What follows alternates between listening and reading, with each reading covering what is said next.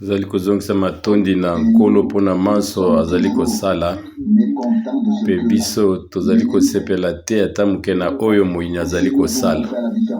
Soki biso tozali kosala oyo ezali ya kokesani ezali te biso tosi tosungami. Lelo ngai natondi na mawa mingi mpona ete ngai bakotisai ngai na makambo moko oyo etali libota wana ngai nazongaki na mboka na Suisse. Pe kati na ngai natondi na mawa natina likambo oyo.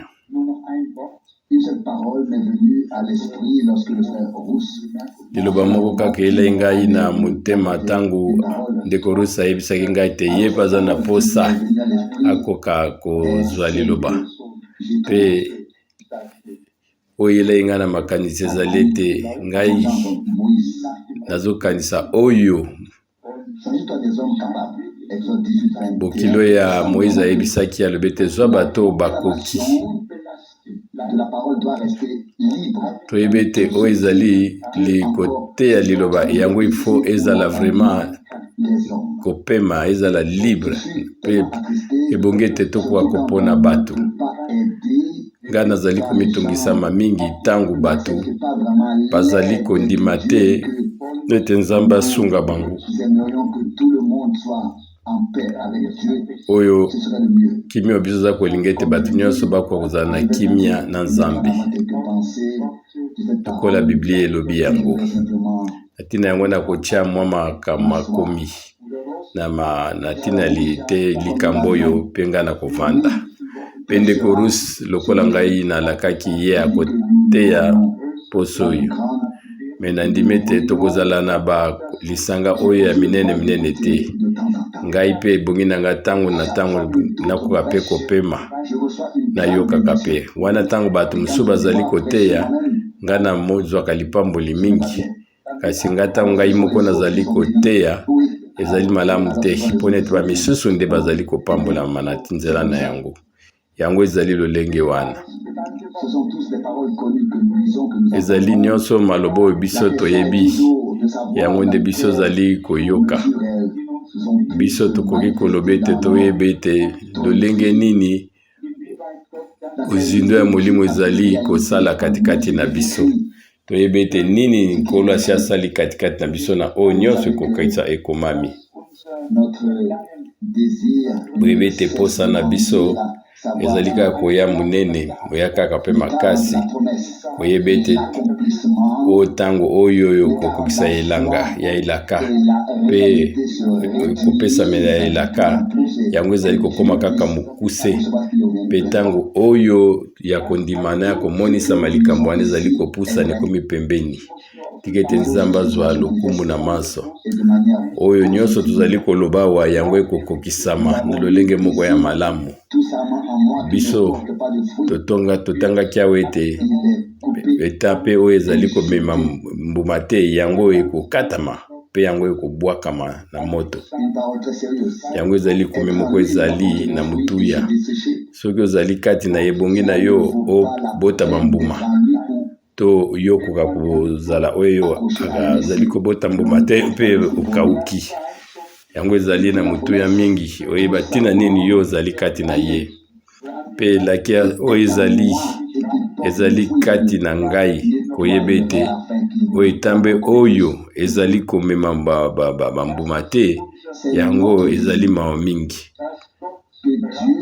Posa na biso ezali ete Nzambe akoka kosunga moko na biso na tina ete bambuma ekoka komonisama na bomoi na biso. Pe lobi ete soki ngai nazali te bokosala eloko moko te. Kotalelaka na Jean 15 na verset 5. Nayebi te soki mwana na Nzambe moko azali awa na nasali constatation oyo te. Soki ngai nazali te bokosala eloko moko te. Elakisi ete soki azali kati na biso tokoki na nyonso lokola Paul alobi. Kotalelaka oyo azali kopesa biso makasi wana ngai nakoki kosala nyonso. Pe komami ete oyo azali koumela kati na ngai te ye abwakami libanda. Kotalelaka Jean 15 na verset 6. wana ba comparaison ezali ndenge wana na kati na Bible soko tangi na 2 Timothée chapitre 4 soko tali te batu ba kei musika na iloba na Nzambe pe bango batikali na iloba te kati na Kristo te kaka oyo azalaki kaka na kati wana yende akoki kobalusa lisu misu na ye pe kaka oyo azalaki kati na loba nde akoki kobungisa yango biso azali komona wa ndenge nini nkolo azali koloba ete oyo azali koumela kati na ngai te ye abwakami libanda pe awa likomi lisusu elobi ete soki bino bokovanda kati na ngai pe maloba nange kovanda kati na bino oyo na Jean 14 na verset 7 ya makambo ya motuya soki Nzambe azali komema biso ezali kaka te biso tokende koyoka kaka kasi totiki ete Nzambe asala kati na biso wana bamisusu bakomona biso tozali kaka kosepela na iloba te kasi Nzambe aza na posa azala kati na biso so totali na Jean 15 na verset 7 soki bino bokoumela kati na ngai pe maloba na ngai ekoumela kati na bino bino bolomba bosenga nyonso bino bolingi pe yango ekopesamela bino soki biso tozwi liloba oyo pe tokende na mokanda lisusu na Yohani mpona ete kuna ekomami ete ntango Nzambe ye azali kozongisela biso eyano wana biso toye liboso na ye na babondeli oyo tobondelaki na liboso biso azali kobondela lokola biso moko tolingi te makanisi na biso te kasi biso azali na ye na mabondeli oyo ye moko atindikaki biso oyo ezalaki na kati na mokano na ye pe oyo nyonso ezali katikati na mokano na ye azali kokokisa yango mpe azali kopesa eyano na Jean 15 na verset 8 abete na nzela nango nde tata na ngai anetolami soki bino bokobota bambuma ebele mpe bino bokoka kozala bayekoli na ngai biso tolingi eloko nini na soki kaka nkolo na biso asala ete nkolo akende na biso na liboso epe makambo nyonso ekoka kokokisama pe ye akoka kosepela na biso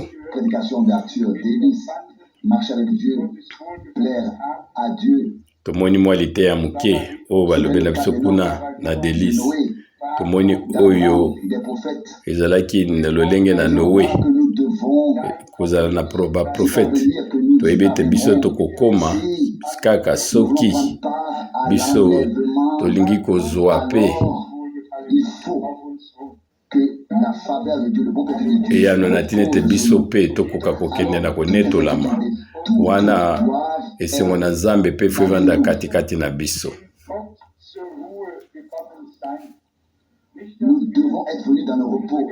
ebongi na biso tokota na kimia na Nzambe wana ebongi ete biso toluka kaka kobomba mayele na biso na ndenge na biso ezala na kimia na lolenge na biso kasi ebongi na biso tokoka kozala vrema na kimia oyo Nzambe apesi biso oyo kimia na misala na biso mpona toluka kimia na Nzambe te kuna na Jean 15 boki 9 elobi te lokola tata alingaka ngai mpe nalingi bino boumela katikati na bolingo na ngai bala boni biso toyoki na oyo etali bolingo na Nzambe mpe nkolo alobi na biso mingi kasi ebongi na biso sikoyo makomi oyo ekota na mosala na ntina ete Nzambe akoka kosopa likolo na biso mapamboli na ye na koleka ngai na koteya ntina ntango ete liloba na Nzambe ekokisa mokano na yango mpe yango ekokisa nini Nzambe atindaki ekoka koteyama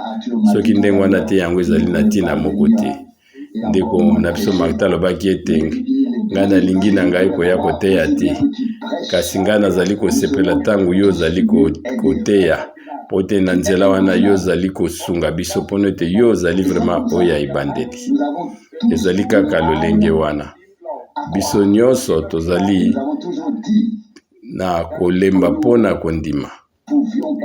Ka biso nyonso tozali koloba ete bongi na biso tondima Nzambe. Kasi azali kondima Nzambe te, ye azali komisa Nzambe lokuta. Biso tozali kondima Nzambe pe tozali kondima liloba na ye. Biso tozali kondima liloba na Nzambe ata biso tozali nanu okokososola yango te.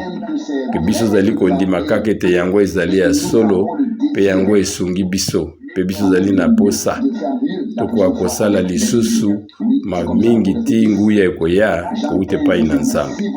Na Jean 15 Bible bete na verset 10 soki bino bokobatela mibeko na ngai, bino bokoumela na bolingo na ngai, lokola ete ngai mpe nazwaki nabombaki mibeko ya tata na ngai, mpe ngai nazali koumela na bolingo na ye. Biso mpe tozali sasa epi na kompare makambo oyo na Nzambe na Kristo. Ezali nde esika wana mpona baoyo bakoki kondima te. Ntango ngai nayokaki ete lobi ete sango moko bakolobi ete papa akomi livre na ye natie na 150 page na ntina azokosolola na ntina Molimo Santu mpe azoloba na oyo etali tata mwana mpe Molimo Santu mpe azali kosolola oyo ezali mosala ya Molimo Santu katikati na bapolitiki ya bokulaka. Yango ezali pasi. Kasi biso toni na esengo koyeba ete Nzambe amemonisi kati na biso. Pe Nzambe azwaki oyo kotambola moko ya sika katikati na biso. Pe Kristo azali nde ebandeli ya ekelamu wana na Nzambe. Wana komonisema ya Nzambe ye moko katikati na nzoto. Wana kwa kosala biso ba oyo tozali katikati na nzoto bana mibali pe bana basi na Nzambe. Kasi biso tolingi koumela na kati ya likambo te. Kasi yango ezali na motu ya mingi. Pe kaka ezali ba oyo ba yambi bomoi na seko nde bazali koyeba makambo wana. Kasi pona ba misusu yango ezali lolenge moko ndenge bango bazali kokenda binzambi. Tokotanga lisusu na Jean chapitre 17 na verset 3. Bongeti bango bakwa kososola oyo azali Nzambe oyo ya solo nde yo moko pe oyo tindi bomoi na solo oyo ezali bomoi na seko oyo nde ezali oyo nini Nzambe atindi ezali te mpona biso tokoka koyeba bomoi na seko. Soki bomoi ezali kati na Nzambe ezali kati na biso tokoyeba Nzambe pe biso tokoyeba bozindo meme ya liloba na Nzambe. Na chapitre 15 na verset 15 kuna liloba mususu oyo biso nyonso toyebi. Jean 15 verset 15 nga nazali kobenga bino lisusu basali te mpona ete mosali ayebi te nani nkolo na ye azali kosala. Nga nabengi bino ba kamarade na ngai ba ami mpona ete omansonga nazwaki epai ya tata na ngai nalakisaki bino yango. Oyo balingami na Nzambe lokola Abraham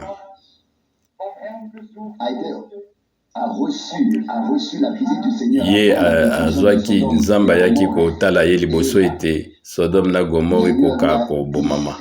Pe nkolo alobaki na ye ngai nakobombela yo eloko nini ngai nakolingi kosala. Pe Nzambe lelonge moko Nzambe asololaki na bokita na Abraham. Lelo pe Nzambe kokita na ye na nzela ya molimo ya kondima. Nzambe afungoli biso liloba na ye.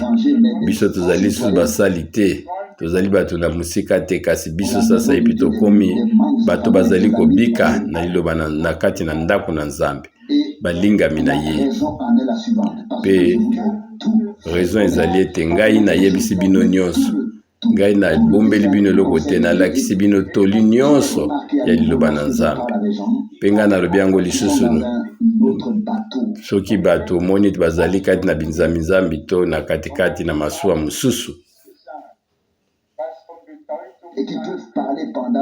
bango kokoloba kozwa ntango ebele ata ba 2 heures baza koloba bame eloko moko kati nango ya bomoi ezali te.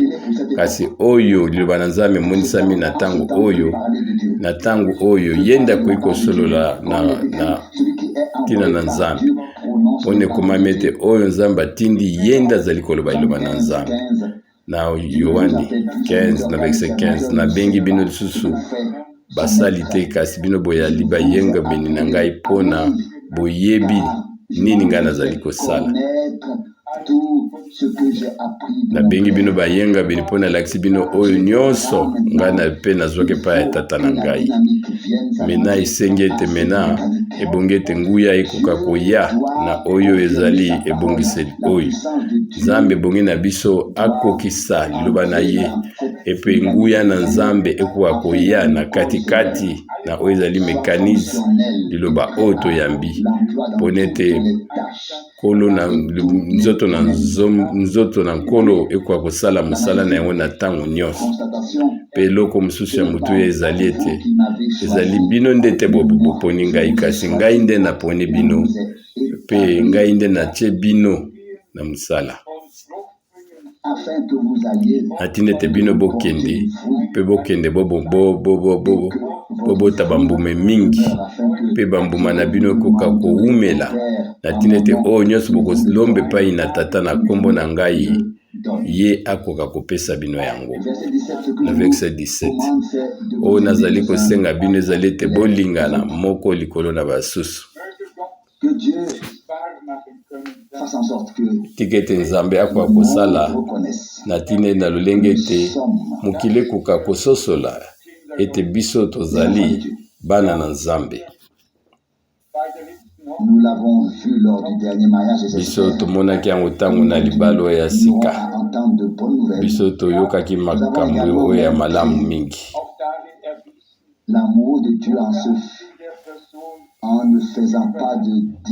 tomoni ete bolingo na Nzambe ezali kosala bokeseni te nazali koyebisa bino ndenge nini biso tozali kokima mbangu mpona kokende komikosa lokola bato na mosuni Nzambe azali kotala kaka motema azali komona eloko nini oyo ebombami katikati na biso tozali kotalelaka na lolenge oyo ya libanda kasi azali komona oyo ezali katikati na biso.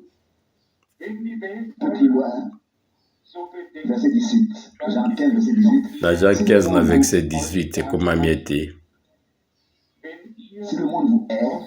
soki mokili eyini bino boyebi ete ayindaki bino liboso na verset 19 soki bino bozalaki ba oyo ya mokili elingaki kolinga ba oyo ya ye kasi lokola bino bozali bato na mokili te mpe ke ngai nde naponi bino kouta katikati na mokili na ntina na yango mokili ezali koyina bino biso kati na biso eloko moko ya malamu ezali te oyo biso koyi kozela na se oyo biso tondimi te ete bato bakoki kofelise biso baloba ete nyonso ezali malamu kati na bino te bakoyina biso na bato nyonso na ntina ya nkombo na ye mpe tozali komona yango sasa ipi ntango biso ezali kosolo na oyo etali Nzambe mpe oyo etali nkombo na nkolo liboso nyonso ezalaki na malamu mpe na pwasa oyo motema mabe ekoti katikati na bato mpe tokomona ete bolingo ekoki kozala ndenge bango bazali tozali kokanisa te mpona ete epai bolingo ya Nzambe ezali lukunya ekoki kozala te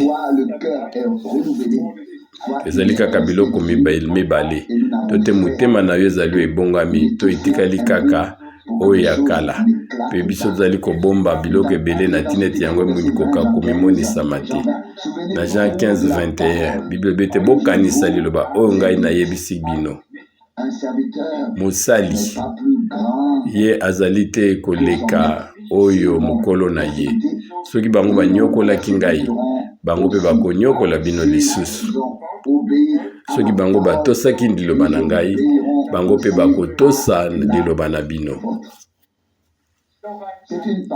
Oyo ezali liloba moko oyo ezali ya nguya mingi mpe ekomami lisusu ete oyo nyonso ekomelaki ye yango mpe kokomela biso lokola ndenge pe bango bayambaki liloba na ye bakongo pe bakondima liloba na ba oyo nyonso bazali kosolola na kombo na ye pe bango bakoka kosala na lolenge yango esengi bango mpo nete bato lokola ekomemi Paul ete bino boyambi liloba ngai natei bino lokola yango ewuti epai na Nzambe kasi ewuti epai na mutu te lokola liloba na Nzambe yango nde ezali solo na 1 Thessaloniciens 2:13 soki liloba na Nzambe eyambami na lolenge wana lokola liloba na Nzambe yango ekokokisama mpona ntina nini yango etindamaki yango nani nafungola mwa kiteni na likambo wana na 1 Thessaloniciens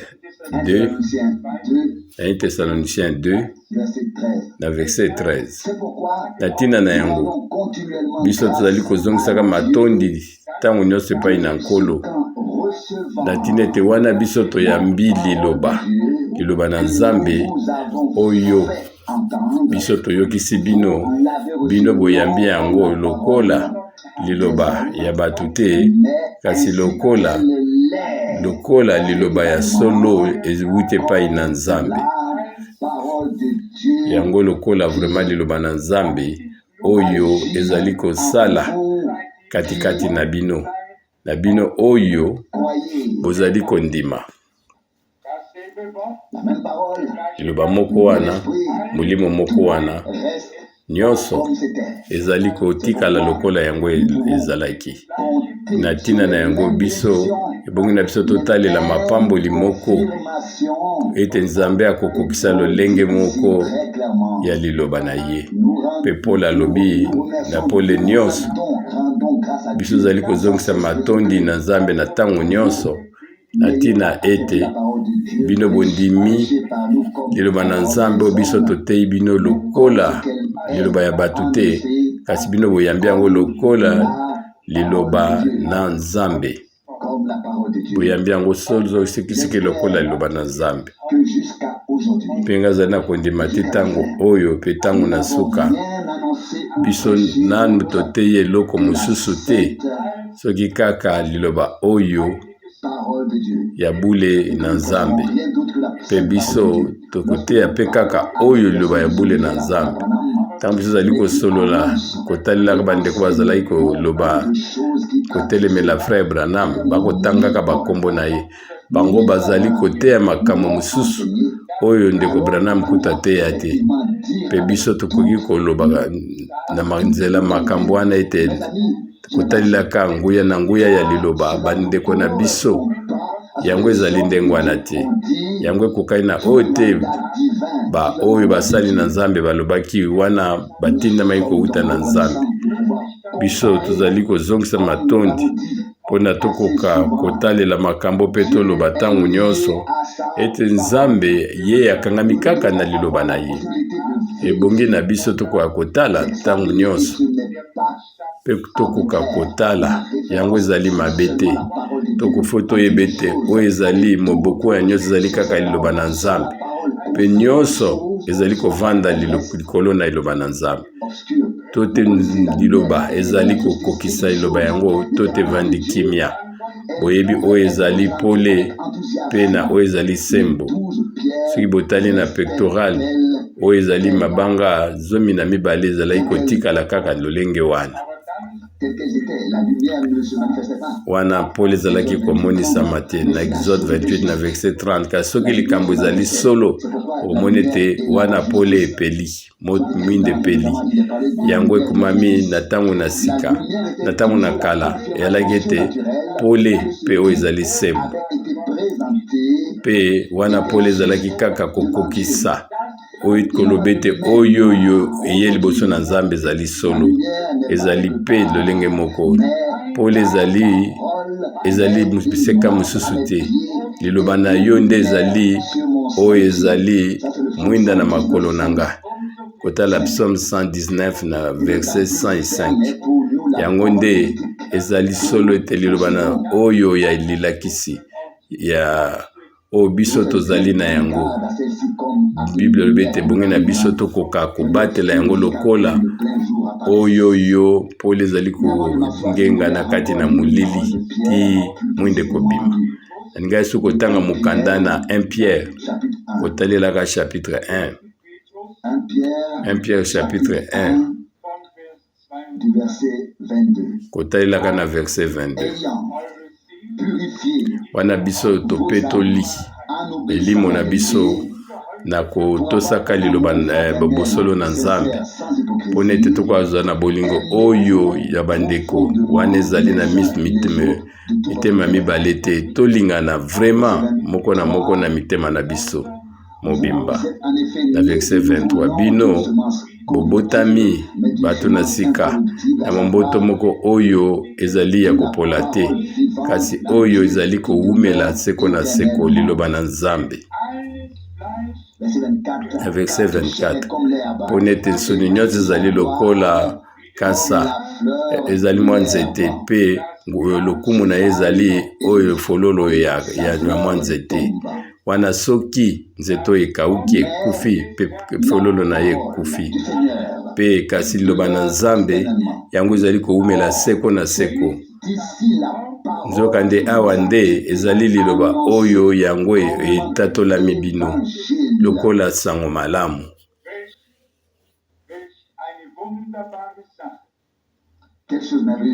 Oyo ezali likambo na mutuya.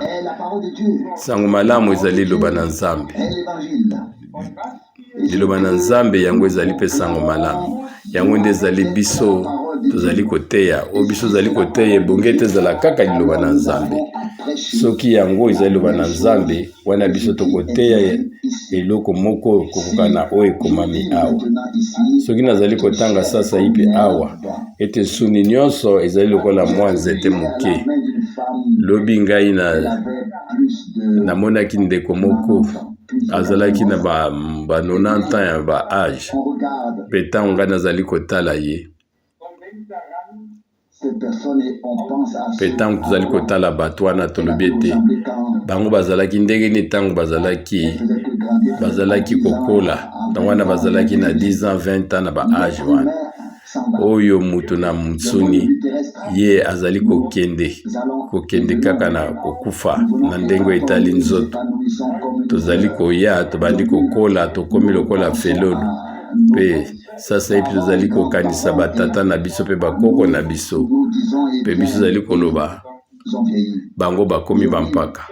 Lelo oyo bango bazali kotala biso bazali koloba lolenge moko oyo ezali musuni mutu na musuni azali kokoma toujours mpaka ndenge wana nde bomoi ezali kasi Nzambe azwa lokumu pona ete fololo oyo ekokauka soki nzete ekauki soki tozali kotala na elanga oyo nyonso ntango na mbula oyo nyonso tu ekufaki ezali kobota wana makambo na sika ezali koya bomoi ya sika ezali oyo ekufaki na liboso kotala banzete pe bambuma oyo nyonso ezalaki na banzete yango nyonso tu mopepe ekimisaki yango wana na elanga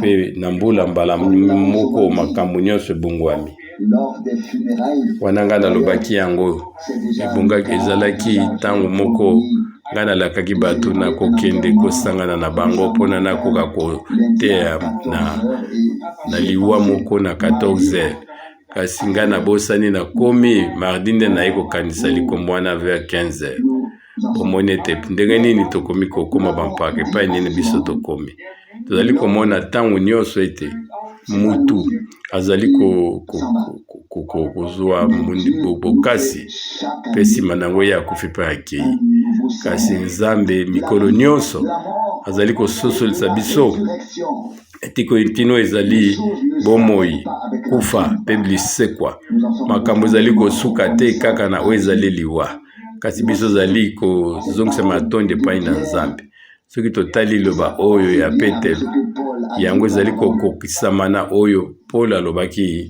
liboso botokoka kotala liloba oyo yango eteyamelaki bino lokola sango malamu na 1 Pierre 1 verset 27 pe ngai nakoki koyebisa bino soki momboto oyo na Nzambe tiamaki kati na biso kouta na oyo ezali sango malamu ya lobiko oyo ezali komela seko na seko wana bino bokoki kokunda ngai na confiance nyonso boyeba ete ngai nakosekwa na ntina ete ya momboto oyo ya Nzambe ezali katikati na ngai moto akoki kokanga yango te ata na bokundi ngai boyeba ete ata otienga na mabele oyo momboto na Nzambe ezali kaka kokoba na ntina na yango biso tozali kozongisela matondo epai na Nzambe ete liloba na Nzambe oyo ezali kobika libela na libela pe biso ezali kobika seko na seko na liloba na Nzambe pona ete biso tobotami na sika na nzela ya momboto moko wana oyo ezali liloba pona ete ezali na elikya oyo ezali na bomoi pe kuna biso tokozwa bomoi na sasa sika sikoyo te kasi biso tozwi liloba na Nzambe depuis kondimela na biso na Yesu Kristo po ekomami ete oyo azali na mwana ye azali na bomoi na solo na mwana seko 1 Jean 5 na verset 12 na ba oyo nyonso bayambi ye apesi bango nguya ya kozala bana na Nzambe. Amen. Jean 15 na verset 12 tokoki kotanga ntina suka liloba na Nzambe oyo eteyameli bino lokola sango malamu ya lobiko lokola sango malamu yango ekokende ntina suka yango ezali liloba na Nzambe na biso yango ekotikala pona libela na libela pe biso pe na liloba na yango tikete Nzambe apambola biso nyonso. Amen. Awa toloba nini biso toyoki liloba pe nga na ndimi ete biso nyonso tutami na mitema na biso na oyo nyonso elobami na biso pe biso zali kondima na mitema na biso mobimba po toyebi te biso zali na eloko mosusu ya kosala te kaka ebongi na biso tondima. Nzambe atinda biso tokoka kondima. Bandeko ya mibali pe basi toyoki oyo etali election tokoponama.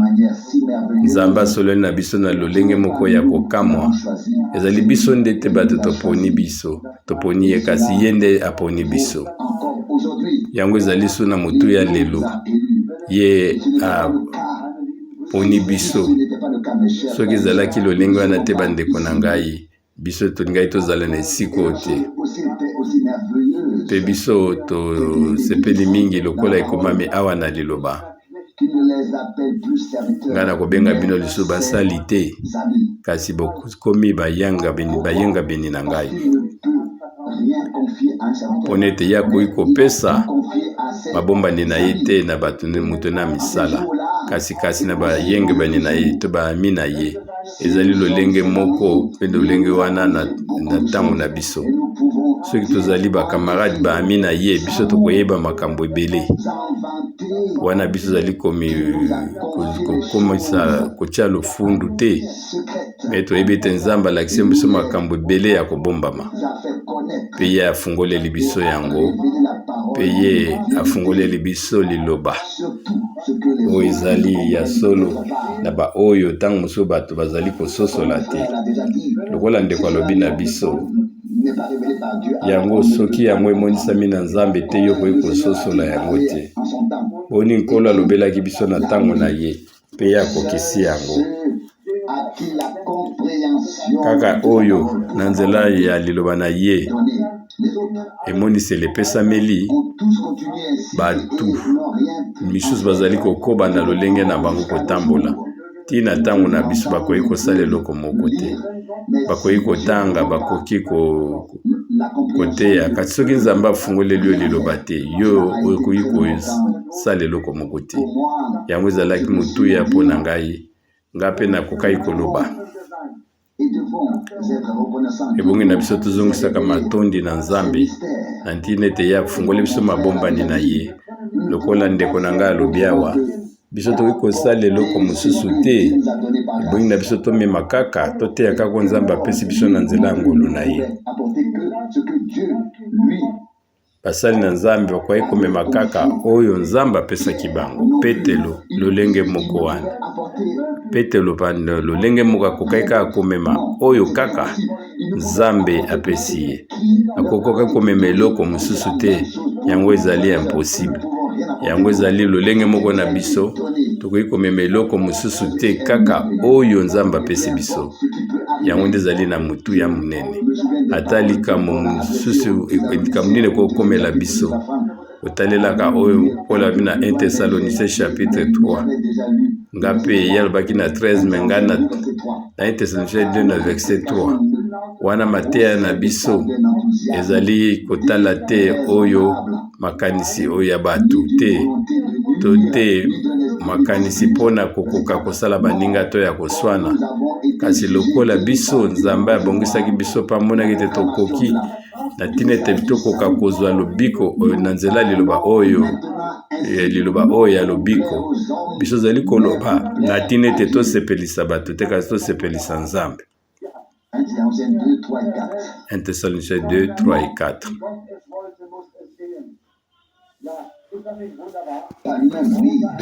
Ezali lengi wana lokola imuka lobi yango so na mosika nzambe nda lobi yango mpe akokokisa yango. Yango ezali na moto ya mingi. Ya lobaki yango na ntango na lolenge wana. Liba na biso ezali te lokola bato balingi kaka bayoka te. To te kwa kopesa bato koningana ninga. Kasi bongi kaka ete bateya biso oyo nzambe atindi balobela biso. Oyo ezali maloba oyo ezali na motu ya mingi. Sasa ipi biso pe tozali koteya mpona kosepelisa bato te kasi kosepelisa nzambe. Biso ebongi na biso toloba lolenge moko wana kaka. Biso tozali koteya mpona kosepelisa bato te kasi ozali kosepelisa kaka nzambe. Bato nyonso bakondima yango. Oyo alingi kondima yango te yebe te yakoki kondima yango pe te mpona libela. Eza na bato oyo babengami mpona koyamba liloba wana, pe liloba wana etindami mpona bango. Yango nde lobi ete ye nde azali kobala mitema na biso mpona ete biso toteina na maloba oyo ya kosepelisa bato te. Biso zali na kati te ya kobombama na makambo na mabe na nzela iloba te. Nzambe alobi yango mpona ete ezali iloba na nzambe, mpona ye alukaki makambo oyo ete esepelisa bato, kasi me ye alobi na biso ezali solo ezali lokola vraiment pole ya mai oyo ezali kongenga. Pe wana tokoki koloba ete Polo azalaki oyo moto ayebaki mingi, pe ye akokaki koloba koleka makambo wana, kasi ye atikaki oyo nyonso ezalaki ya mokili, nguya nyonso bokonzi oyo nyonso ezalaki nango bokili ya mokili, mpona ete kotalelaka Philippiens 3:8 ngolu na nzambe kwa komonisa makati na ye. Pe tokoki koloba ngo na nzambe nyonso ye azwaki liloba oyo ya koflate bato te to kolukaka nzamba bamakambo na mbongo na kobombana te na nzela liloba te. Ye alukaki lokumu ya bato te na nzela liloba na nzambe, kasi ye asololaki kaka na kotalaka oyo mokumbo nzambe apesaki ye. Likolo oyo nga natangaki na Jérémie chapitre 18 pe kotalelaka ndenge nini moto oyo akobebongaki na ye akoka kosala katikati na mosala na nzambe, kotalelaka oyo nzambe alakisaki ye. Yabingaki kokokaki kosala eloko mosusu te, yebongaki kaka yaloba oyo nzambe atindaki ye. Oyo bato mosusu bazali kosala etali biso te. Ata bato balobi ye azalaki koketala kako nzambe alobaki na ye. Ye atalaka mokumbo nzambe apesaki ye. Baponami na nzambe bakoki kosala ndenge mosusu te. Bango bakotalela kaka liloba na nzambe. Na verset 6 biso zali koluka nkembo na bato nyonso te ya mokili oyo te, kasi biso lokola oyo bazali koteya liloba na Kristo, biso tokoki mpe koluka lokumu, kasi biso tomimonelaki ete eza na ntina moko te. Biso tomikatisaki kati na biso lokola mama oyo azali kolemelisa bana na ye, mpe biso tomimemaki na bino na nzela ya bolingo. wana ezalaki sango malamu na Nzambe, kasi milimo na biso moko pe pona ete bino bokomaki oyo ezali ya motuya na miso na biso. Oyo ezali maloba moko ya motuya bandeko mibali pe basi, bolingo na Nzambe ezali koleka nyonso. Biso ezali komona yango awa na maloba nyonso. Paul oyo mutu sali na Nzambe yasalaki na bolingo nyonso, pona ete bolingo na Nzambe ezalaki kodonda katikati na bongo. Tika ete Nzambe pe asala biso ngolu na ntango na biso, etasunga biso yango ezali na motuya ete tokoka koya kouta pembeni to mosika, pe ezali nde bolingo na Nzambe yango nde ezali kosangisa biso. Ebongi na biso toya pe toya lisusu kokana ba oyo bazali kouta mosika, toyebi ete ezali pasi mingi, esengi ete boko akofuta bambongo mosusu. Kasi biso ezali komona pe tozali kotalela kaka liloba na Nzambe, koyebi ete bolingo na Nzambe nde ezali kodonda na kati na biso, pona ete bino bozali na posa ya liloba na Nzambe. Pona ezali na motuya nini biso tomema makambo mosusu, ebongi na biso tokoka komema kaka liloba na Nzambe oyo ezali ete kolakisa ete Nzambe ye moko akokokisa yango tina suka na yango. Tozongiseli Nzambe matondi na tina na yango. Tika ete Nzambe apambola liloba neo katikati na biso. Ezali na tina te ke mate ezalaka kaka milai te. Oyo ezali ya motuna, motu ebongi ete tokoka kozwa likambo nyonso pe toyamba yango lokola wolo. Pe biso tokoka koyeba ete yango ezali lokola wolo. Toyebi ete wolo ya mokili yango ekoleka, kasi wolo oyo ya seko na seko yango ekoumela libela na libela. Na ntina yango biso ezali kozongisa matondi mpona moko likolo na bamosusu. Tika ete Nzambe apambola biso nyonso, yango nde ezali losambo na ngai. Amen.